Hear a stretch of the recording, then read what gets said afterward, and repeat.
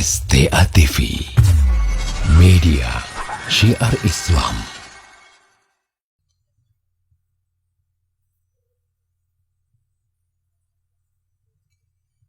Bismillah, assalamualaikum warahmatullahi wabarakatuh. Waalaikumsalam warahmatullahi wabarakatuh. Afwan Ustadz, agak melenceng dari pembahasan. Bolehkah kita mengikuti ajaran sahabat sedangkan Rasulullah SAW tidak pernah mengerjakannya? Mohon penjelasannya. Ini pertanyaan mungkin perlu diluruskan. Mungkinkah para sahabat mengerjakan suatu ajaran yang bukan dari Nabi SAW? Sementara Allah telah merekomendasikan mereka sebagai referensi umat Islam dalam memahami agama Islam dari 7 lapis langit. Allah berfirman, "Was-sabiqunal awwaluna minal muhajirin wal ansar walladzina taba'uhum bi ihsanin radhiyallahu anhum wa radu an." Dan orang-orang yang terdahulu dari kalangan muhajirin dan kaum ansar serta orang-orang yang mengikuti mereka dengan baik setelah mereka, Allah telah ridha kepada mereka. Dan mereka telah ridha kepada Allah. Ayat yang kedua. Dalam surat Al-Baqarah Allah menyatakan, "Fa in amanu bimithli ma amantum bihi faqad ihtadaw wa in tawallaw fa innama hum fi shiqaq. Fa sayakfikahumullah wa huwas samiul alim." Andai kata manusia itu beriman, berakidah seperti kalian. Siapa kalian ketika ayat ini turun kalau bukan para sahabat Nabi? Maka mereka akan berada di atas hidayah, dan apabila mereka melenceng, maka mereka akan celaka. Ayat ketiga dalam surat An-Nisa. Allah berfirman, "Wa may yushaqiqir rasula min ba'di ma tabayyana lahul huda wa yattabi' ghayra sabilil mu'minin wa nuwallihi ma tawalla wa nuslihi jahannam wa sa'at masira."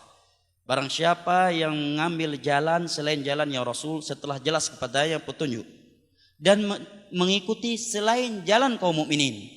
Kaum mukminin ketika ayat ini turun tiada lain selain mereka para sahabat Nabi. Kami akan palingkan dia kemanapun ia berpaling dan kami akan seret dia ke dalam neraka Allah.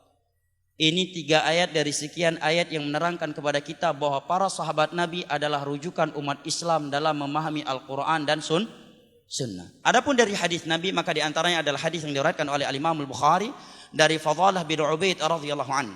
Nabi SAW bersabda, khairun nasi qarni thumma alladhina yalunahum thumma alladhina yalunahum. Sebaik-baik generasi manusia adalah generasiku. Siapa? Para sahabat. Kemudian yang datang setelah mereka siapa? Tabi'in. Kemudian yang datang setelah mereka siapa?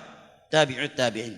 Dalam hadis yang diriwayatkan oleh Imam Tirmidzi, Abu Daud, Ibnu Majah, Nasa'i, Hakim dan yang lain-lainnya, datang dari sekian sahabat Nabi yang disahihkan oleh Al-Imam Al-Bukhari, Nabi menyatakan, "Iftaraqatil yahudu ila wahidatin wa sab'ina firqah kulluha finnar ila wahidah wa iftaraqatin nasara ila thintain wa sab'ina firqah kulluha finnar ila wahidah wa sataftariqu hadhil ummatu ila 73 firqah kulluha finnar ila wahidah." Qila man hiya ya Rasulullah? Qala ma ana alaihi al-yawma wa ashabi. Nabi bersabda, Yahudi telah berpecah menjadi 71 golongan. Semua mereka dalam neraka kecuali satu kelompok dari Yahudi. Sebelum Nabi dibangkitkan menjadi Nabi. Nasara, pengikut Nabi Isa, berpecah menjadi 71 golongan. Dari 71 golongan pengikut Nabi Isa, semuanya dalam neraka kecuali satu golongan. Dan umatku akan berpecah menjadi 73 golongan. Semua mereka dalam neraka kecuali satu golongan. Siapakah mereka? Inilah yang ditanyakan oleh para sahabat Nabi. Mari kita simak jawaban Nabi. Nabi tidak menyebutkan apa organisasi mereka. Nabi juga tidak menyebutkan apa nama partai mereka. Nabi juga tidak menyebutkan apa title ustadz mereka. Nabi hanya menyebutkan prinsip mereka dalam beragama. Ketika para sahabat bertanya, "Man hum ya Rasulullah?" Siapakah yang satu golongan tersebut wahai Rasulullah? Maka Nabi menjawab, "Ma ana alaihi al-yawma wa ashabi." Yaitu mereka yang beragama tidak melewati melebihi dari apa yang telah aku pegang dan para sahabatku hari ini. Oleh karenanya Imam Malik menyatakan, "Malam yakun yawma idin dina falaysa yawmana hadha dina." Sesuatu yang itu bukan bagian dari agama, tidak Nabi anjurkan dengan ucapannya, tidak pula dengan perbuatan, tidak pula dengan ikrar beliau. Di masa beliau, selama beliau menjadi Nabi dan Rasul 23 tahun bersama sahabatnya, itu tidak ada di masa beliau. Tidak pernah beliau anjurkan dengan ucapan, dengan perbuatan, atau dengan ikrar sekalipun. Maka itu bukan bagian dari agama di hari kita ini juga, kata Imam Malik. Jadi nggak mungkin para sahabat mengerjakan suatu ajaran yang bukan ajaran Rasul Oh Rasulullah.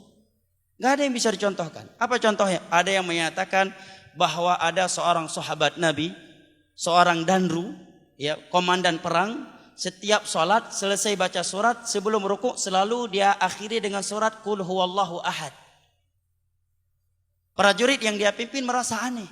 Kok dia setiap mau rukuk dia tutupi dulu dengan surat Qul huwallahu ahad, tidak seperti biasa imam-imam yang lain.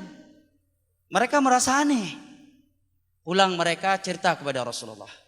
Maka Nabi bertanya kepada mereka, saluhu li ayyi syai'in yasna'u dzalik. Coba kalian tanyakan ke komandan perang kalian ini. Kenapa dia melakukan itu? Di sini ada isyarat kata para ulama dari sikap sahabat tadi bahwa agama dengan dalil. Buktinya apa? Ketika mereka merasa aneh dari praktek ibadah tadi, mereka langsung lapor ke Nabi. Menunjukkan kebiasaan para sahabat tidaklah melakukan kecuali mereka telah mendapatkan petunjuk dari Nabi. Nabi katakan, coba kamu tanyakan kepada dia, kenapa dia melakukannya? Setelah ditanyakan, karena dia suka pada surat Al-Ikhlas, karena surat Al-Ikhlas isinya adalah intisari tauhid, pujian kepada Allah.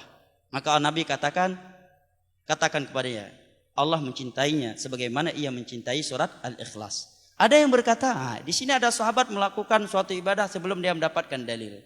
Para ulama menjawab dengan beberapa jawaban. Yang pertama, tiada yang salah dari perbuatan sahabat ini. Kenapa? Karena dia mengamalkan keumuman firman Allah, faqra'u ma tayassara minal Qur'an. Kalau kalian sudah baca Al-Fatihah, silahkan baca Al-Quran apa saja semampu kalian. Sekalipun ada surat-surat khusus di sebagian waktu yang khusus seperti sholat subuh. Yang kedua, andai kata beliau melakukannya sebelum mengetahuinya, tetapi setelah itu sudah diikrar oleh Nabi, maka amalan itu menjadi hadis dan sumber hukum buat kaum muslimin.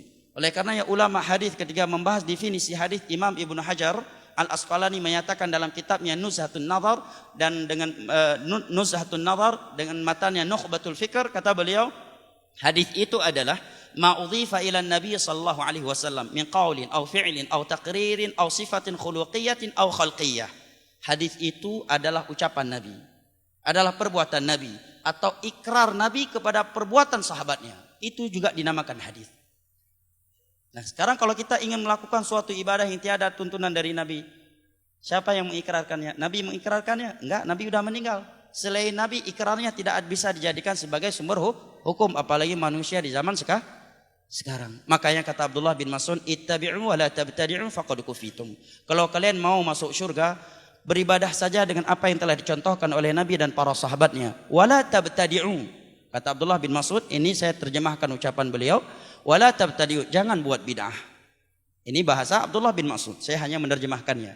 Faqad kufitum, karena apa yang ditinggalkan oleh Nabi dan para sahabatnya sudah cukup sebagai modal kalian masuk surga. Itu pesan Abdullah bin Mas'udin radhiyallahu anhu. Karena waktu telah habis, kiranya ini yang dapat saya sampaikan, lebih dan kurangnya saya mohon maaf. Wabillahi taufiq wal hidayah wa sallallahu ala nabiyina Muhammad wa ala alihi wa sahbihi wasallam wa akhiru da'wana anil hamdulillahi rabbil alamin. Wassalamu alaikum warahmatullahi wabarakatuh.